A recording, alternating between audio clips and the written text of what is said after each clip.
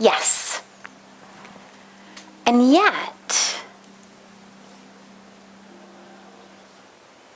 remember that our karmic fruits, karma literally means action. When we speak usually about karma, we're talking actually about the fruits of the karma. The karma is what we've done. The fruit of that is what we get in exchange for that. What comes from that, what trees grow from the seeds we've planted. Now,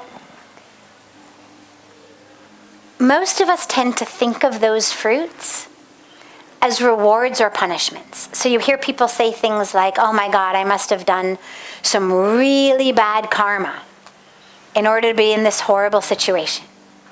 Or, oh God, this guy must have done some really good karma to be in that situation. But it's important to realize that God is not like Santa Claus.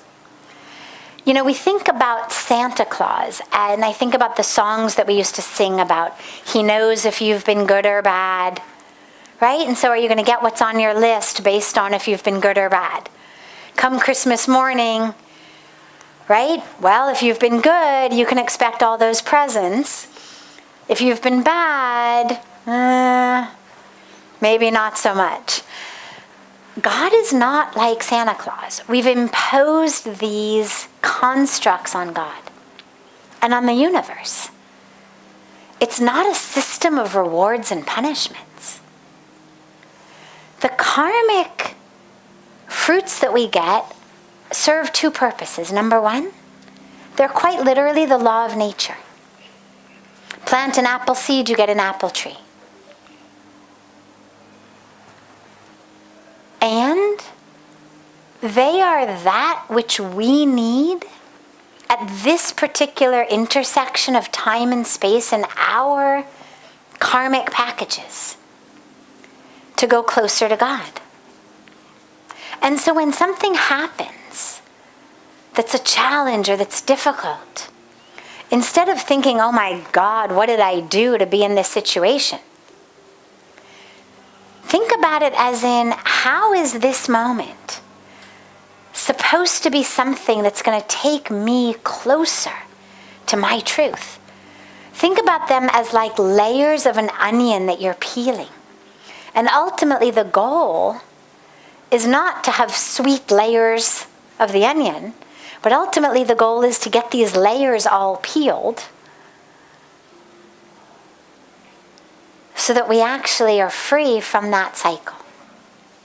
So that's the karmic theory. Now, the role of the guru, of course, the guru can do anything. God can do anything. And yet, what you realize is, God put these laws into place. And so my favorite example of this is you think of the law of gravity.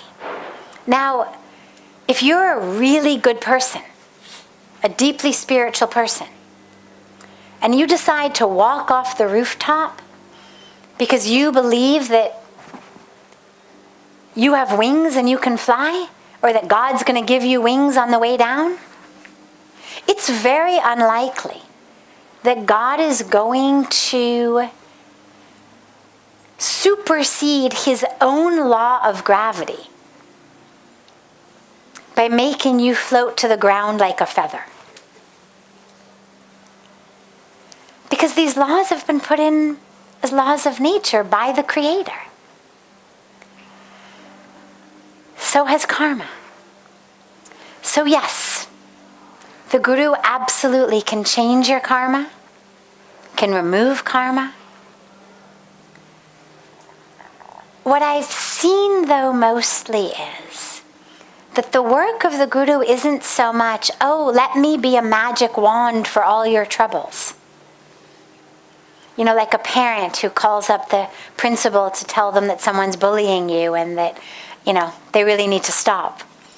But rather is going to be the one to show you how, in that challenge, you can take your next step closer to God. how you can see the light in this moment. So rather than being the magic wand that's going to turn your apple tree into an orange tree after you've planted an apple seed. And again, yes, the guru can do it, and sometimes they do.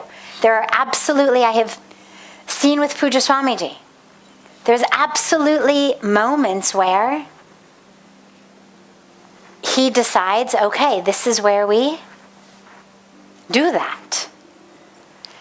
But most of the time, the lesson and the teaching and the power of the guru is much more to help you overcome your allergy to apples.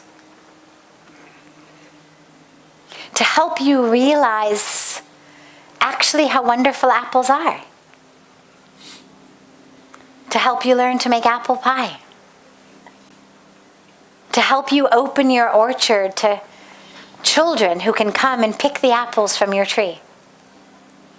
Rather than just, oh, you wanted oranges, you made a mistake, okay, no problem, let me just redo that for you. That changing of the karmic fruit is not so much the apples to oranges, but is turning the bitter to sweet, not by changing, one vegetable into another vegetable, but actually teaching you how, in the face of that which you thought was bitter, how there can actually be sweetness.